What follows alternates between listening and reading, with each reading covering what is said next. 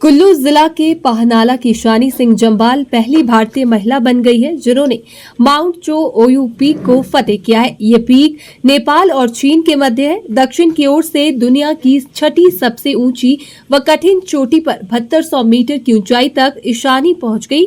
Mount चो ओयू के अत्यंत चुनौतीपूर्ण दक्षिण की ओर से अधिकतम ऊंचाई तक पहुंचने के लिए वे दुनिया भर के पर्वतारोहियों में एकमात्र महिला बन गई है।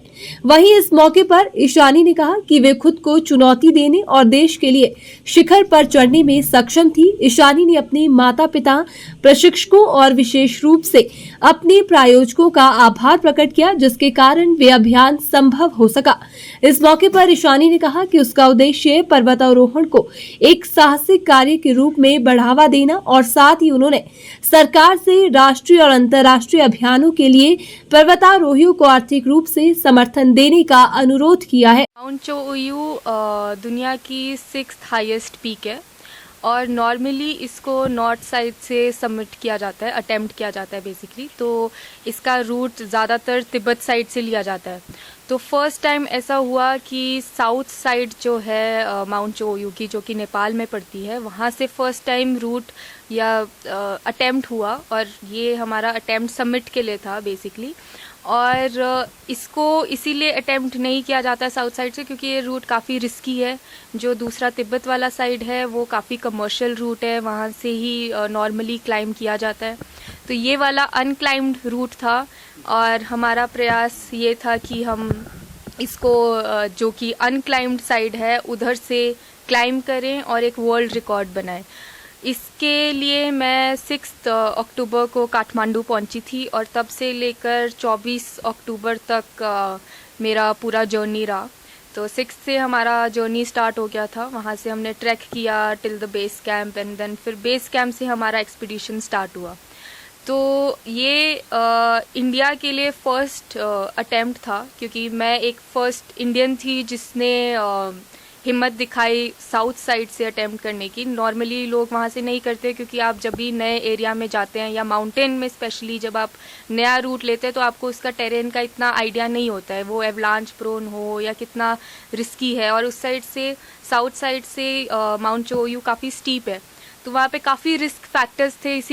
इसी के चलते जो क्लाइंबर्स है वो ज़्यादा उस साइड से ट्राई नहीं करते। बट मैं एक फ़र्स्ट इंडियन थी जिसने उस साइड से ट्राई किया और मैं जो रूट फिक्सिंग टीम थी उनको ही फॉलो करती जा रही थी ताकि मैं एक रिकॉर्ड बना लूँ।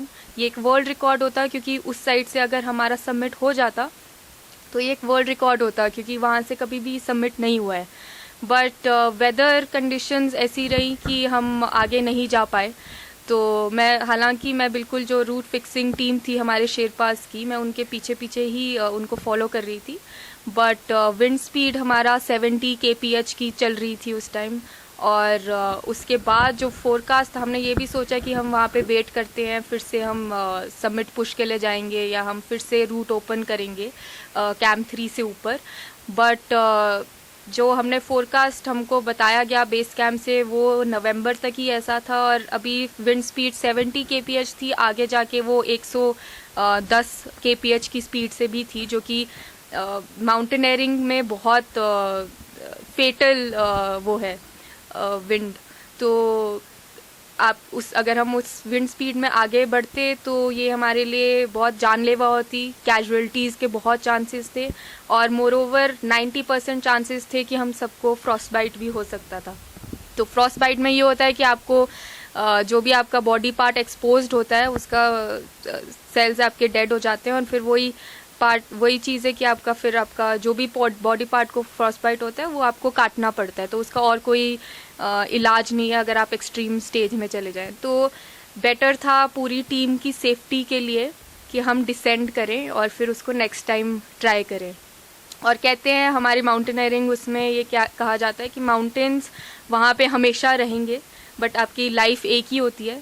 तो आपको रिस्पेक्ट करना चाहिए माउंटेन का। अगर माउंटेन आपको अलाउ नहीं कर रहा है तो आपको वो वाइज डिसीजन है कि आप डिसेंड करें और फिर next time, there is always a next time.